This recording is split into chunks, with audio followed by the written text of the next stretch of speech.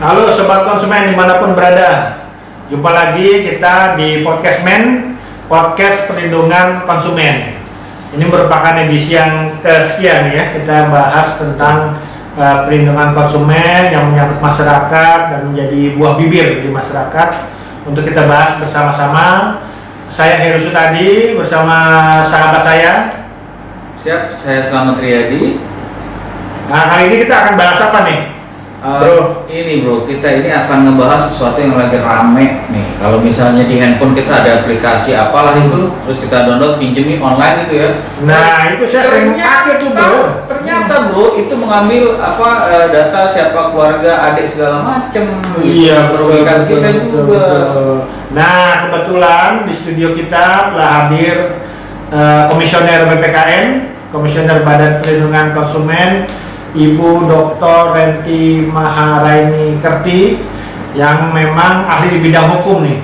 Jadi kita nanti bisa berdiskusi, bisa bertanya mengenai bagaimana pinjaman online, khususnya terkait dengan perlindungan konsumen. Tapi sebelumnya mungkin ada cuplikan video bagus nih, lucu nih, ini kreatif ya. Anak-anak muda kita, teman-teman kita yang kreatif bikin video. Oke, silahkan ditonton. Ya kita lihat dulu, check it out. Sekarang sudah eranya digital, mau belanja dari rumah aja, tidak perlu repot, tinggal angkat HP kamu bisa beli produk idaman kamu. Namun awas, hati-hati pada penipuan, banyak modus operandi, awas banyak yang ilegal. ditawari pinjam uang, harus kamu cek dulu. OJK Fintech nakal dan ilegal, tak terdaftar di OJK. berbahaya. Bisa-bisa kamu diteror terus diancam mereka, padahal mereka pelaku dan kamu korban. Selamat datang di studio Podcast Men, Ibu Dr. Renti yang kami hormati. Selamat siang menjelang sore, Pak Didi, Pak Heru. Senang sekali diundang dalam acara Podcast Men BPKN RI. Jadi bro, kita mengundang Ibu Renti ini karena memang beliau ahli kita, ahli hukum. Ahli hukum, betul. Jadi kita akan bahas tentang pinjaman online nih Bu Renti ini. Iya. Nah, bagaimana nih kalau kita lihat memang sekarang ini kan banyak nih Bu ya, masyarakat di satu sisi mereka menggunakan pinjaman online karena mudah. Iya. Kemudian tapi di sisi lain juga banyak persoalan atau ekses yang timbul. Iya. Kalau dari pandangan BPKN seperti apa ya Bu? Oke, baik ya. Kalau terkait mengenai pinjaman online, ya memang di satu sisi tadi betul ya Pak Heru, bisa memberikan alternatif bagi masyarakat untuk bisa mengakses. Betul. Kalau memerlukan butuh dana ya, cepat dan praktis ya. Tetapi tentunya di sisi lain juga tidak tertutup kemungkinan ada timbul masalah-masalah di sini. Oleh sebab itu maka pinjaman online itu perlu diatur supaya ada keseimbangan bagaimana aturan itu bisa melindungi konsumen juga, tentunya juga bisa melindungi pelaku usaha di sini. Nah, kalau misalnya tadi terkait bagaimana peran BPKN dalam memberikan perlindungan bagi konsumen di sini, tentunya pertama adalah terkait mengenai literasi. Bagaimana masyarakat kita itu memahami betul apa sih yang dimaksud dengan pinjaman online, bagaimana regulasinya, ya bagaimana hak dan kewajiban konsumen, tentunya juga bagaimana nanti pelaku usaha hak dan kewajibannya. Dalam melakukan literasi ini, tentunya BPKN bisa cukup aktif sekarang saat ini juga melakukan edukasi dan sosialisasi kepada masyarakat terkait pinjol di sini supaya masyarakat bisa mengerti, ya bisa memahami dan bisa bertransaksi nantinya pinjol secara lebih aman ya di sini. Kemudian juga di samping edukasi, BPKN juga cukup aktif untuk membuat rilis ya, baik yang nanti akan di-blast melalui media sosial maupun media cetak. Tujuannya untuk apa? Supaya menghimbau masyarakat supaya lebih aware, lebih cermat, lebih teliti dalam bertransaksi pinjol ini, Pak Heru. Oke, yang menarik ini bagaimana pinjaman online ini tidak membawa dampak buruk terhadap si peminjam itu sendiri, Bu Dr. Renti? Iya, supaya tidak berdampak buruk tentunya sekali lagi perlu ada regulasi yang mengatur. Di sisi lain juga supaya tidak berdampak buruk, tentunya juga perlu ada edukasi kepada masyarakat supaya masyarakat juga memahami.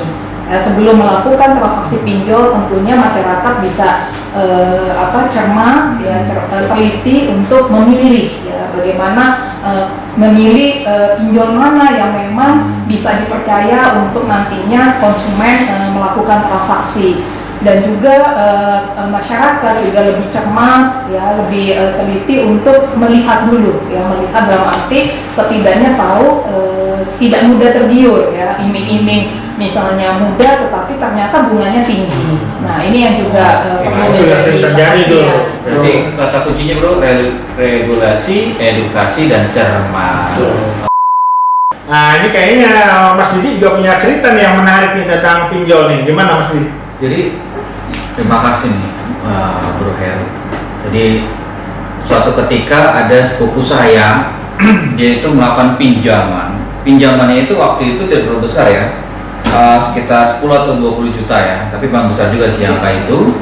Kemudian karena dia menyetujui pada waktu saat download aplikasi kan setuju ya, Betul. karena ada akses kontak setuju, map setuju segala macam. Lalu karena diakses semua kontaknya itu, Bu Renti akhirnya salah satu saya dihubungin, di calling, Pak, apakah Bapak kenal dengan saudara Fulan bin Fulan gitu kan? Saya bilang iya kenal. Itu sudah 3 bulan nggak bayar pinjaman Pak, tolong ditagihkan Pak. Wah, kemudian ternyata keluarga besar kita semua ditelepon tuh, di calling. Kan ada keluarga besar kita yang merasa tidak nyaman, lu menyampaikan kepada si Fulan tersebut bahwa ini ada yang nanti ke saya nih, kalau ngutang bayar dong. Itu kan repot. Akhirnya ada stres, tekanan, kemudian dia sampai depresi gitu. Jadi dia nyetel TV-nya di sana, dia nontonnya ke atas, bengong gitu kan.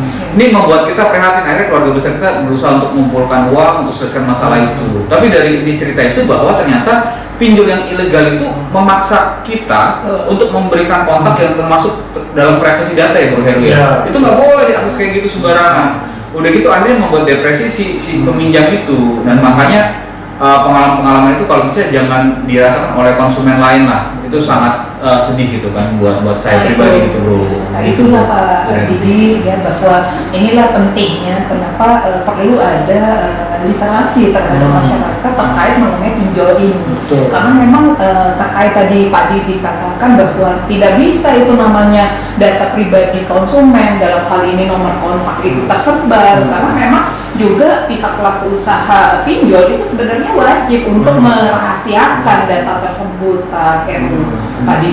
Jangan malah ditagih Bro, ditagih sebar-sebar itu saudara bapak itu punya utang sekian-sekian belum bayar gitu. Itu artinya tidak ada benar ya? Ya, tidak bisa juga itu juga tidak dibenarkan untuk melakukan penekanan kepada konsumen, ya, bahwa ada jalurnya untuk penagihan itu ada jalurnya, tapi tidak bisa melakukan pemaksaan, bahkan tadi sampai menyebar memakai semua nomor kontak. Karena ada undang-undang itu, undang-undang ITE, di pasal undang-undang ITE nomor terakhir itu kan nomor 16 nomor 19 2016. Jadi di pasal 26 itu jelas sebenarnya. Jadi sebagai konsumen ini, sebagai masyarakat kita diberikan satu perlindungan.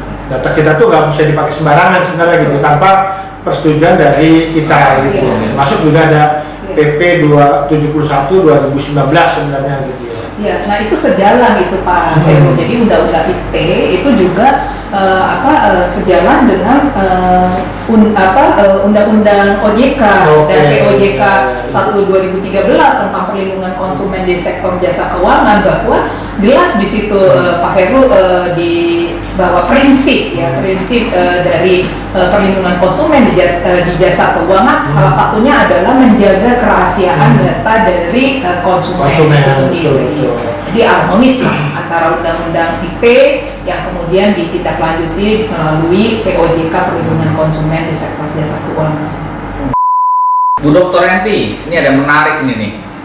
Bagaimana sanksi dan tanggung jawab bagi pelaku usaha pinjol yang nakal atau merugikan konsumen? Sanksinya apa sih biasanya itu? Ya, sebenarnya dalam regulasi kita sudah jelas ya, ada sanksi dan juga ada tanggung jawab yang bisa dimintakan kepada pihak pinjol yang memang ternyata merugikan bagi konsumen. Ya. Sanksinya ini bisa sanksi administrasi, perdata, bahkan juga sampai bisa sanksi pidana. Ada sanksi Kalau pidana memang juga, ada terbukti bahwa memenuhi unsur dugaan penipuan. Ada sanksi pidana. Bisa. Pidana itu Jadi, macam-macam, karena dia bisa melakukan kurungan badan ya. betul tadi. Kemudian juga bahwa bahkan juga bisa nanti sampai website dari pinjol itu bisa kita blokir. Bisa Kalau diblokir. iya, bisa kita blokir dengan berdasarkan aduan dari masyarakat. BPKN bisa mendapatkan info apa sih permasalahan sehingga bisa bekerja sama kami dengan pihak perdagangan juga, Kemenko juga. Bahkan kalau memang sampai ada terbukti dugaan penipuan dalam hal ini juga bisa kami bekerja sama dengan pihak kepolisian untuk meminta pertanggungjawaban dari perusahaan pinjol tersebut. Iya. So, ada nggak sih mereka itu tanggung jawab, misalnya katakanlah menyampaikan informasi yang akurat pada calon peminjam gitu ya, misalnya bunganya seperti apa, kapan harus dikembalikan, itu ada tanggung jawab seperti itu nggak dalam aturan? Sebenarnya itu menjadi kewajiban perusahaan pinjol untuk menyampaikan informasi tersebut. Ya, artinya juga perusahaan pinjol tidak bisa seenaknya untuk menentukan nilai bunga yang sangat tinggi di luar batas kewajaran, karena itu tidak diperbolehkan. Konsumen harus berhak tahu sebenarnya ya. Iya, harus berhak tahu dan juga ada informasi ya, informasinya itu harus benar. Memang kenapa pinjol ilegal ini marak gitu, karena mereka bisa menjanjikan waktu yang sangat cepat gitu. Peminjamannya, Kita upload KTP, upload kontak segala macam, dalam 2 jam cair gitu. Nah, saya pengalaman saya 5 menit, cair langsung. Bro Hel pinjam juga. Pinjam untuk ini beli ikan. Ikan koi. Mantap Tapi kita. mungkin Bro Heru sudah cukup literasinya nih sehingga Jadi bisa sama. melihat dan memilih pinjol mana yang akan dipergunakan, dan tentu bisa membaca ternyata persyaratannya walaupun memang cepat tapi persyaratan bunganya wajar, tidak tinggi. Tapi itu bunganya berapa, Bro? Ya biasanya kita harus lihat dulu sebenarnya, lihat dari Bank Indonesia mana perusahaan Kan berapa? 5% sampai 12% sudah dapat gitu ya? izin, kemudian kita lihat, kita bisa bandingkan sih bunga-bunganya ya. Iya, betul. Cuma memang ada juga pinjol yang nggak memberikan informasi lengkap nih. Iya. Main kasih aja, tiba-tiba tengah jalan bunganya 20%, 15% gitu ya. Betul. Nah, ini perlu nih cermatnya konsumen. Nah, gitu. ini Konsumen perlu juga ini ya. Ini menarik banget nih. Di sini ada jadilah konsumen berdaya, pasal 4 Undang-Undang Perlindungan Konsumen, mendapat informasi yang benar mengenai kondisi barang atau jasa. Informasi itu tidak disampaikan. Jadi Bu Dr. Enti, kalau misalnya ada informasi nggak jelas secara tidak langsung, pinjol itu telah melanggar Undang-Undang Nomor 8 tahun 99 ya. Iya, Pasal karena kalau 4. kita bicara hak konsumen, sebenarnya pada sisi lain itu adalah kewajiban yang harus dipenuhi oleh pelaku usaha. Jadi Nah. misalnya kalau tadi Pak Didi mengatakan mendapatkan informasi yang benar mengenai kondisi barang dan jasa, tentunya ini kewajiban yang harus dipenuhi oleh perusahaan pinjol. Betul. Ya tadi Pak Heru sampaikan Tidak bahwa terkecuali, memberikan- tidak terkecuali ya. Iya. Ini Bro, yang menarik usaha. Yang menarik adalah ketika orang melakukan pelanggaran terhadap undang-undang, berarti melakukan pelanggaran terhadap hukum, betul? Betul. Dan harusnya memang yang melakukan pelanggaran terhadap hukum itu mendapatkan sanksi ya. Iya, inilah makanya ya dalam undang-undang kita selalu ada sanksi. Jadi kalau kita bicara tentang literasi, edukasi gitu ya, kira-kira bisa nggak disampaikan pada pemirsa podcast Men ini apa sih tips and tricks bagi masyarakat, bagi konsumen agar selamat nih dalam menggunakan layanan pinjaman online? Iya. Jadi intinya pertama adalah bahwa konsumen jangan mudah tergiur hanya dengan iming-iming, mudah, cepat, praktis, tetapi tidak cermat dan teliti untuk mencari referensi dulu. Jangan terpengaruh iming-iming. Ya, iming-iming. Jangan mudah terpengaruh. Betul, ya. Jadi harus cari dulu informasi Betul. yang banyak ya terkait mengenai pinjol yang memang nanti mau dipilih Oke. nih. Kemudian yang berikutnya juga perlu diperhatikan adalah apakah pinjol tersebut itu menginformasikan tingkat suku bunga.